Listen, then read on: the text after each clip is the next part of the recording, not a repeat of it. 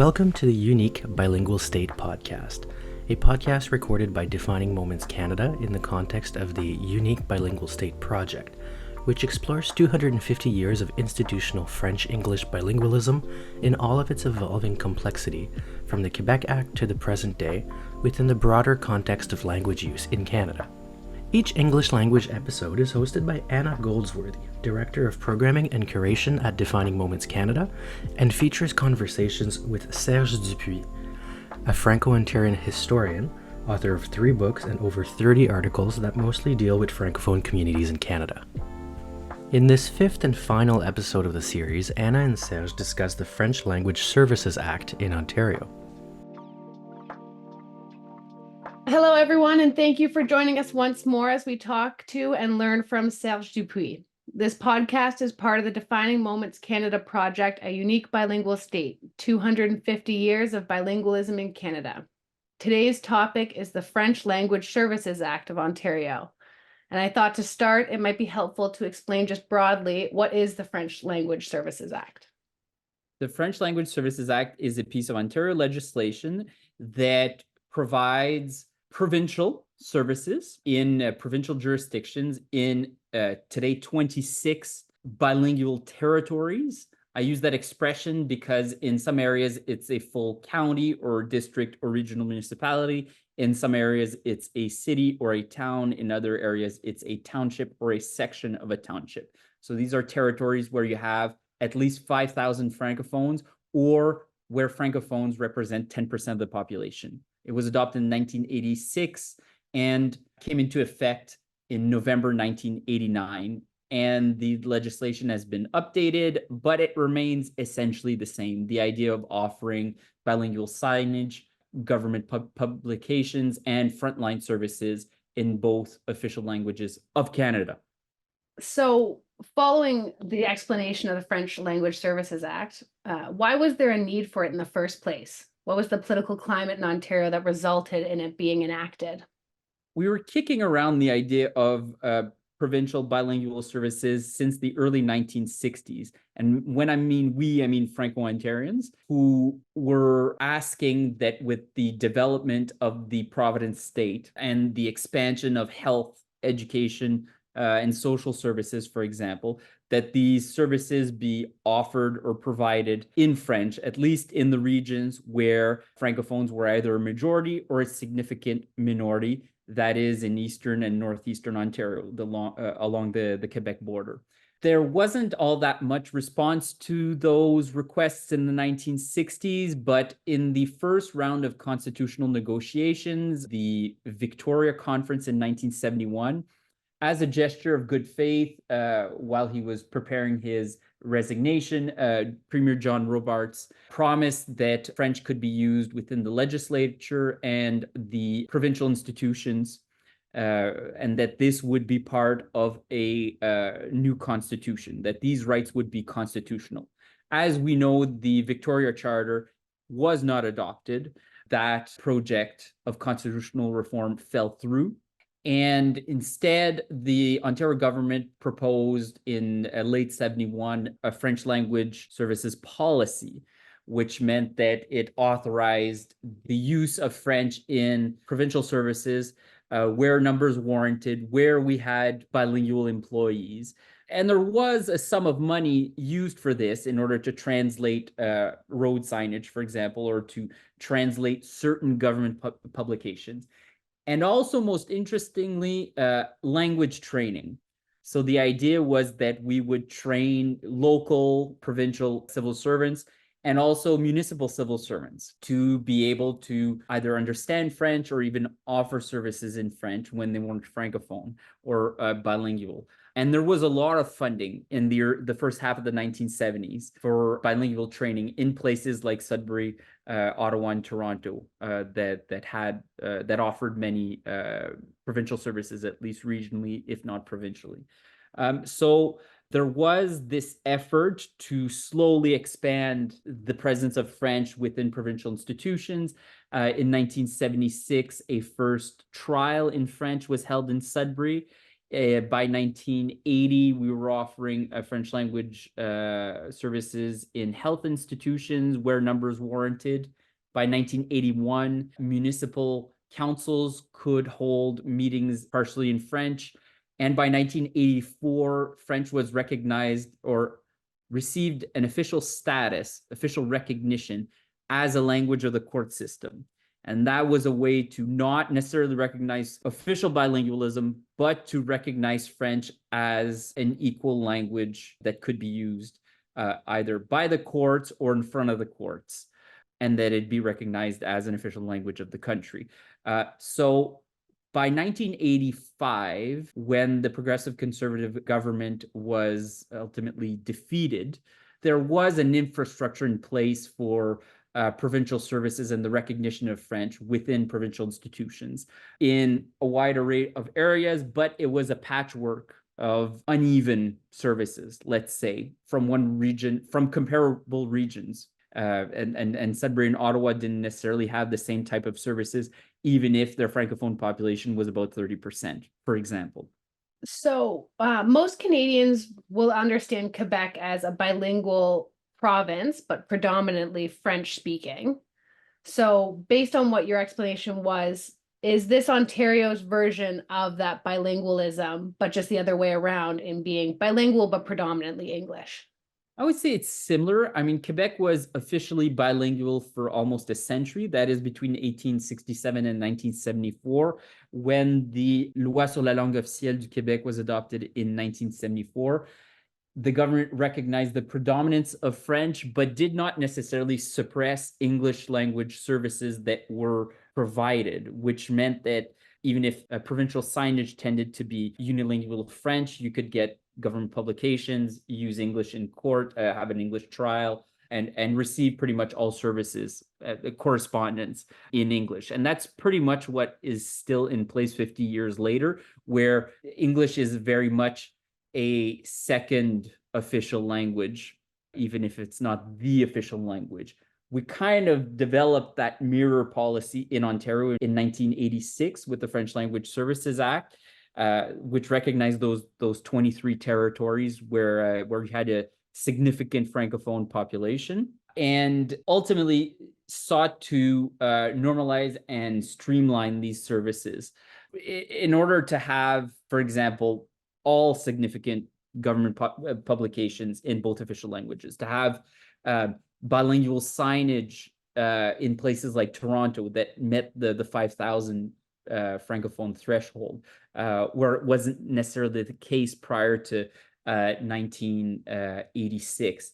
It took 3 years to implement this. There was a 3-year delay because they needed to kind of develop an inventory of what was already in place and what was needed in order to reach the threshold that was established by the French Language Services Act. It was adopted by a majority Liberal government, or should I say, actually, it was adopted by the Liberal NDP coalition government led by David Peterson and Bob Rae between 1985 and 1987. Peterson had a majority between 87 and 90, and then Bob Rae had his majority between 90 and 95.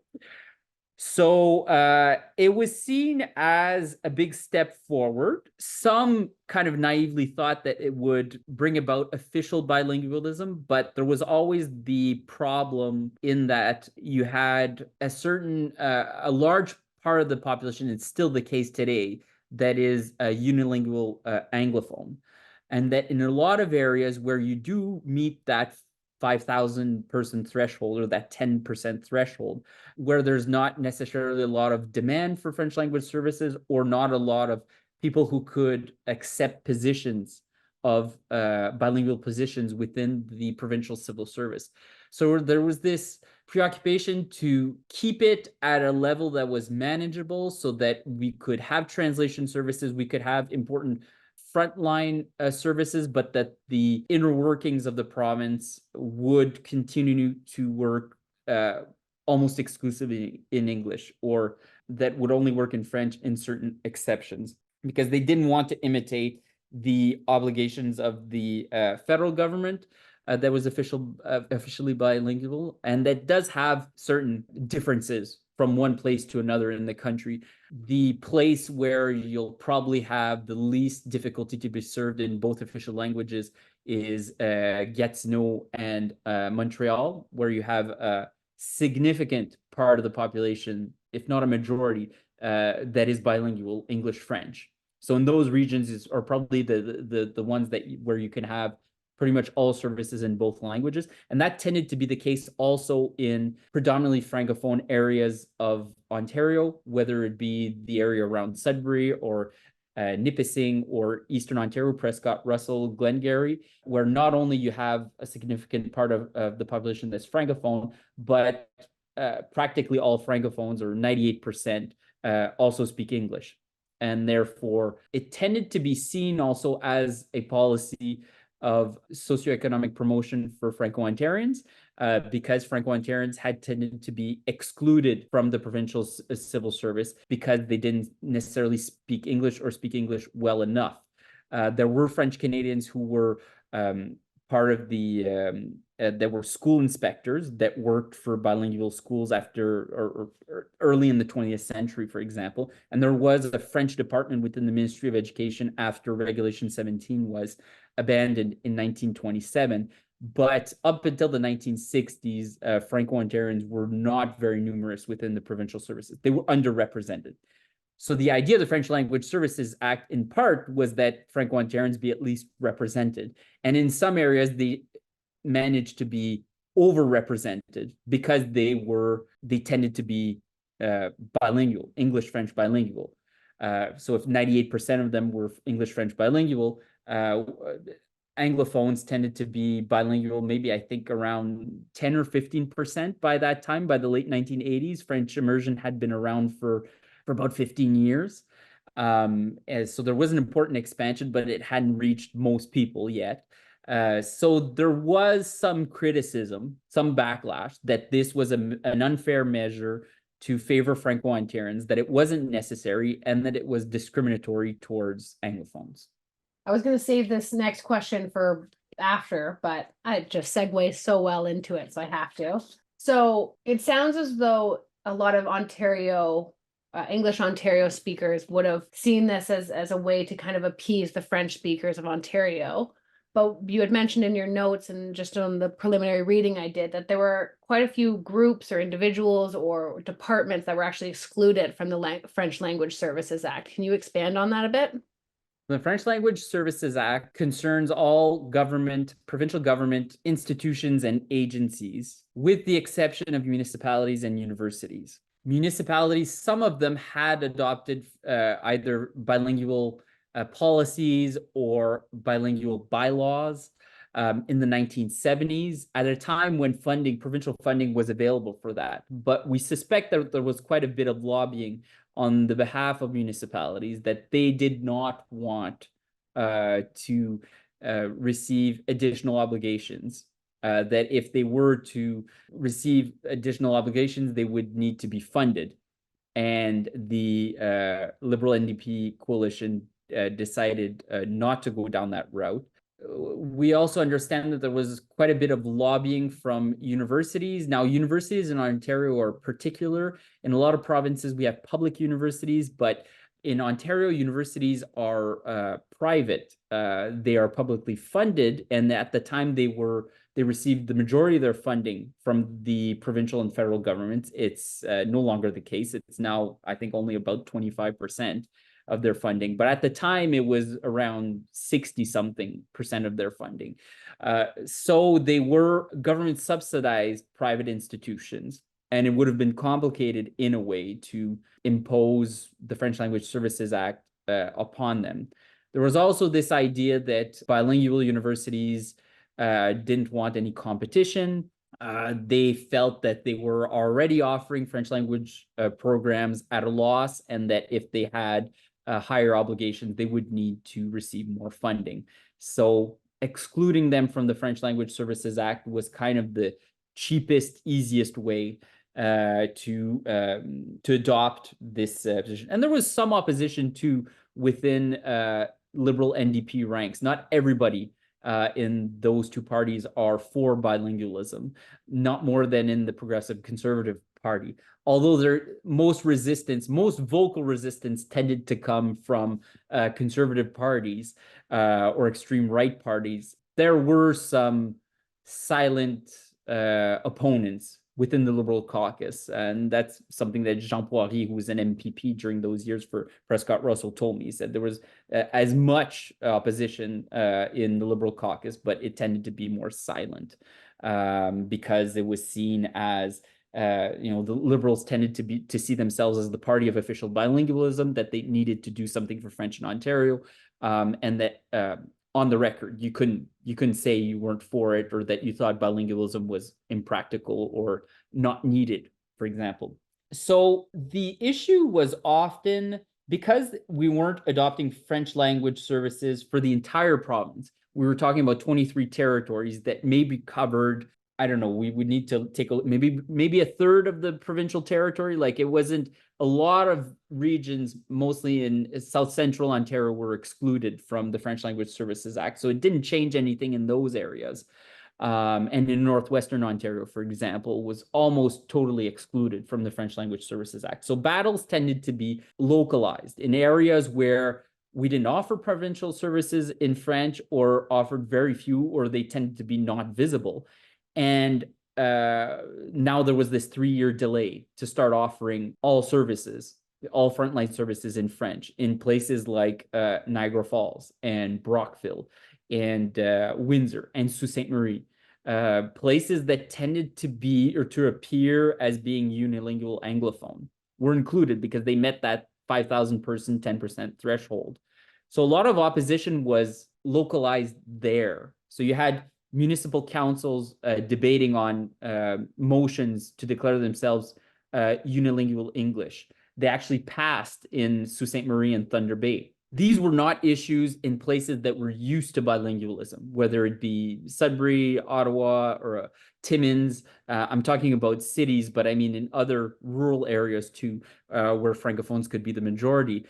No one brought this up to debate because they often knew and had Francophone constituents, and this was not a winnable issue in a lot of those places. So it tended to put a cap on the development of French language services. And I studied the example of Sudbury, where bilingual services were developing up until the mid-1980s, and then everything was frozen. And there was actually a pullback of French language services when there was a merger in 2001, and they lost the regional municipality. There was actually a regression of French language services. So for municipalities, it tended to be actually a setback. And a lot of people that criticized the fact that there were more bilingual hirings in the provincial civil service tended to migrate towards those municipalities where the good public service jobs for unilingual Anglophones continued to exist. Even in a city like Greater Sudbury, like today, that has 2,500 employees, there may be 20 or 30 designated positions as being bilingual. So that is 0.1%. And that's a city that has a bylaw on French language services.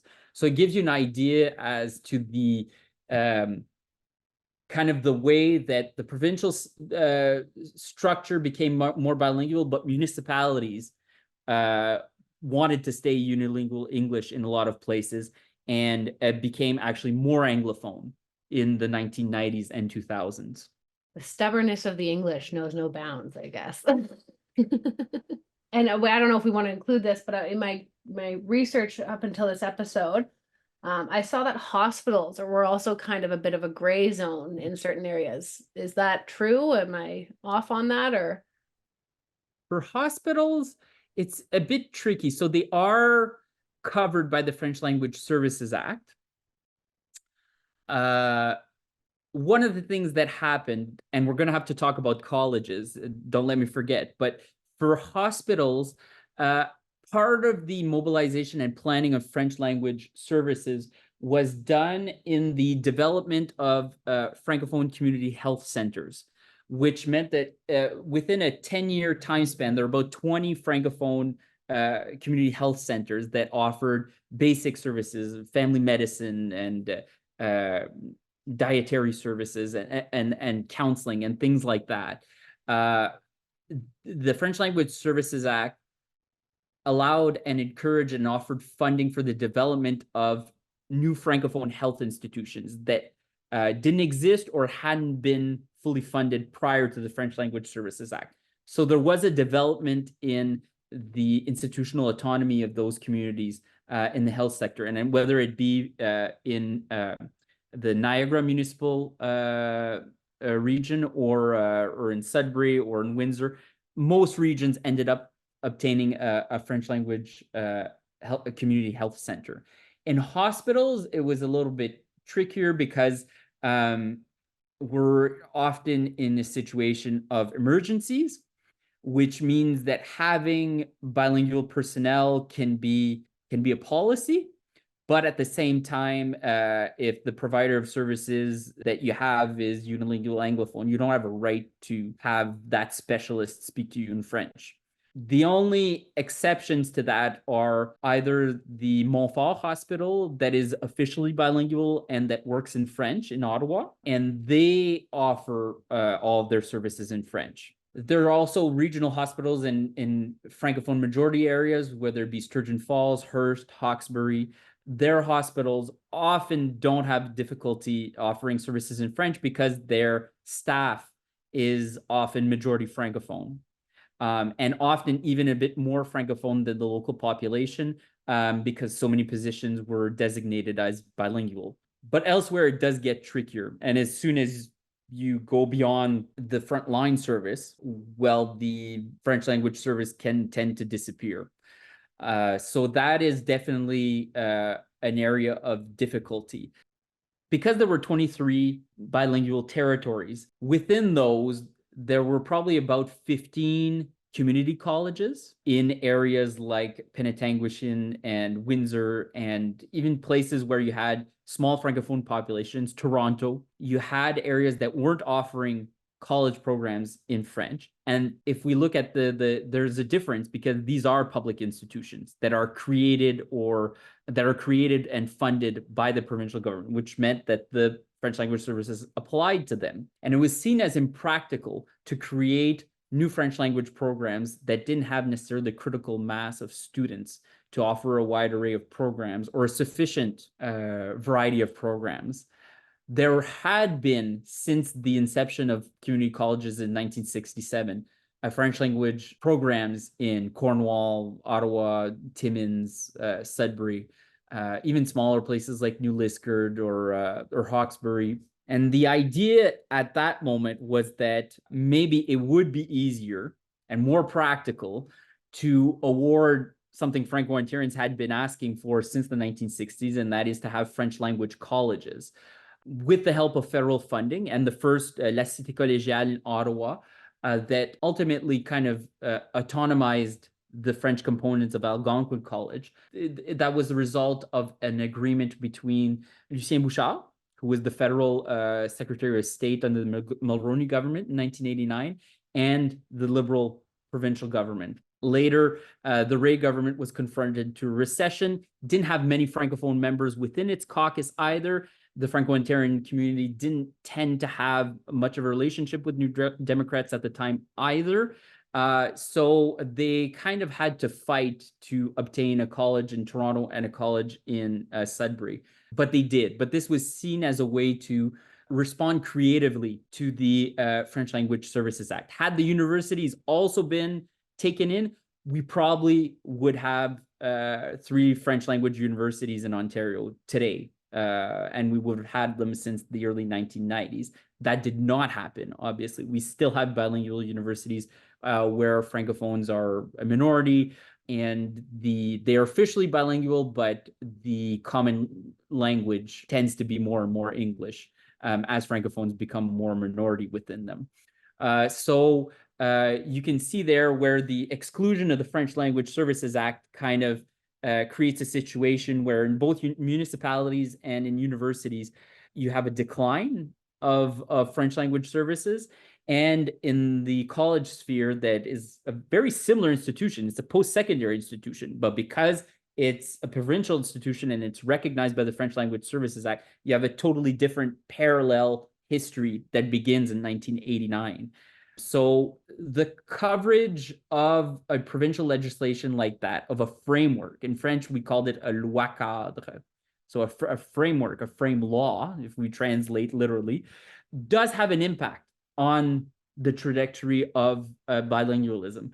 The provincial government does not, or governments don't determine entirely the state of bilingualism or the language that people will speak, but they do have an influence. And I think the French Language Services Act is a testament to that. And we can see it, and we can see the differences between the institutions to which it's applied or not applied. You had kind of mentioned that there was a fight for the universities, and there's a bit of a fight, obviously, with the hospitals and medical centers. And in our second and our third episodes, we kind of of this podcast, we delved into how there was a fight for French language, primary schools and secondary schools and school management. So my question to you is, were the players and the organizations that were engaged in those fights for French secondary schools and for school management, were those players the same as this fight for French Language Services Act? Were they using the same methods that they did when trying to advocate for French language schools? Were there parallels in there? Or were they completely different objectives and organizations altogether? The fight for Franco-Ontarian autonomy tended to be centered around education until the 1970s, which meant that they were often brought about and put forward by professionals and educators. With the French Language Services Act, that kind of widens provincial services to social services and tourism and transportation and health services. You do have these actors who locally were often offering French language services unofficially, that were involved in the planning process within those 23 territories. And the planning process tended to be quite local because you had to look at the obligations, the type of services we had to offer, and whether the numbers warranted a wide array of services or a more limited response to the French Language Services Act. So they had to have local planning, and they tended to involve people who weren't educators and who were sometimes provincial civil servants themselves, or were involved in a community health center, or were involved in a municipality. So you had different actors either planning the services or resisting the backlash that existed in places like Sault Ste. Marie or Brockville or Niagara Falls, for example. So it brought the fight for French language services, I'd say, outside of Queen's Park, outside of school boards, and into a new sphere of activity. But it tended to also normalize services within those spheres and provide Francophones with, middle-class paying jobs to which they had little access prior to then. And I know anecdotally, some people would tell me that it was surprising the amount of high-ranking provincial civil servants, even in the 1980s, that were American or mostly British, actually, and that they tended to occupy some of those senior positions because French was not required anywhere within the structure. That began to change in 1989. And today you do have Franco-Ontarian civil servants that are in higher positions. Ontario has a Francophone lieutenant governor today and had a Francophone ombudsman, which were things that had almost never been seen before prior to the French Language Services Act. So it's definitely had an impact. And the idea that the provincial civil service was also a desirable place to work for Francophones, because you have to take that into account too. Most Francophones who want to preserve their language will seek a place of employment where they can use French at least a part of the time. And prior to 1986, that was the federal civil service or the education system. With the French Language Services Act, the provincial government became one of those desirable places to work where your French language and bilingual skills could be recognized and heightened because you would be in a position where you could use it and where it'd be useful. The Ministry of Education in Toronto has a high number of Franco-Ontarians today. Well, there's a separate French language section within the ministry, and that's the only ministry where that exists. There's a smaller component within the Ministry of Health, but it's not as sophisticated, but it's just because the health is a huge budgetary line there for provincial governments. And you do have those provincial service counters, Service Ontario or Service Ontario, I guess in English. It works in both languages, where they do hire a high number of bilingual personnel. So Franco-Ontarians are, according to the last statistics I've seen, are either represented or even in some areas overrepresented in public administration, in provincial and federal public administration. So it tended to resemble, in a lot of ways, in those territories, the place that French was awarded within the federal civil service. That's not the case in the municipalities and the ones that I've studied, whether it be Ottawa, but I've studied mostly Sudbury, where Francophones are maybe, they're locally about 25-30% of the population, but they're maybe 5% of municipal employees. So they tend to be very underrepresented because there are few bilingual positions, but also the fact that most Francophones who want to work at least partially in French are not going to go work for the city of Greater Sudbury. It's as simple as that. So there's a push and pull effect to that too. And that's probably one of the more positive effects to show Franco-Ontarians that they were welcome and desired within the provincial civil service. Well, my final question, we'll leave it on more of a theoretical hypothesis answer, I'm sure. But we see in the years following, or the subsequent years after the enactment of the French Language Services Act in Ontario, we see other provinces and territories start to sort of develop or adopt their own policies towards French language. Some of the ones that I've seen are the Language Services Guideline for the Government of Nunavut in 2003. There's the French Language Services Act for the Government of Nova Scotia in 2004, a French policy for the Government of Alberta in 2017, and another French language policy for the Government of BC in 2024. Obviously, those aren't exhaustive. Each province and territory seems to have sort of developed their own, whether it be as formal as an actual act or just a policy. So my question is, are we seeing these acts or these legislations as tangible, positive steps towards preserving and protecting French language in Canada, or is this kind of more government to do checklist sort of things? The appearance of being a good partner in Confederation. I mean, that's what motivated Ontario often during constitutional negotiations. That pressure hasn't existed all that much in the last 25 years because constitutional negotiations have come to an end pretty much since the Calgary Agreement in '97. That would have been the last one, and that didn't go forward. So pressure has come from local communities, often led by people who recently arrived, either from Quebec or Ontario or New Brunswick. They tend to be involved in Francophone organizations. So it's less the historical French Canadian populations that have been used to not receiving much from their province that have tended to ask for much. Not in every case. There's the case of Léo Piquet that I just learned about, who was an MLA in Edmonton who wanted to use French in the legislature in 1988, and there was quite a fuss about that. And he was a native Franco-Albertan. So there are some examples of local populations trying new things in the 1980s and 90s. But most of the work that's been done in the 2010s often has been by people who emigrated from Quebec or New Brunswick or Ontario that are aware of provincial services in the minority language and that request that their province do as much. There's a certain alignment between the fact that it tends to be centrist or center-left governments that adopt these policies, whether it be the Notley government in Alberta in 2017 or the current New Democratic government in British Columbia. Whereas more conservative governments tended to not want to go down that route. It's also with the development of Francophone immigrations, where you have migrants coming from Francophone Africa or Haiti that know their native language and French, and the only official language that they know is French.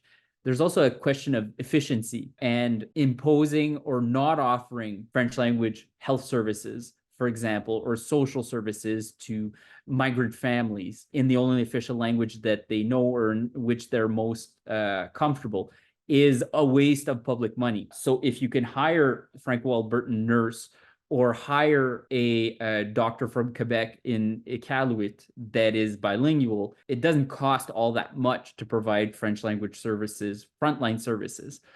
There is a cost to it, but it's not necessarily less than the cost of offering government services that don't reach the population.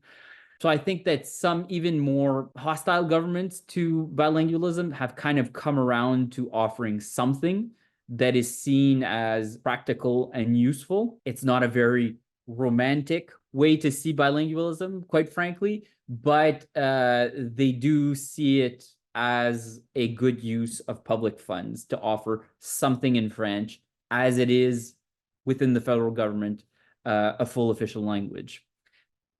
Thank you very much, Serge, for sharing this history and the complexities behind the French Languages Services Act with us today. This podcast has been part of the Defining Moments Canada project, a unique bilingual state, 250 years of bilingualism in Canada. Thank you again. Thank you, Anna and Serge, for this discussion about the French Languages Service Act of Ontario, and also for all the discussions that you've had for this series. If you enjoyed this episode and the others, make sure to listen to the entire series, to read the accompanying written resources, and to check out the entire Unique Bilingual State project on Defining Moments Canada's website.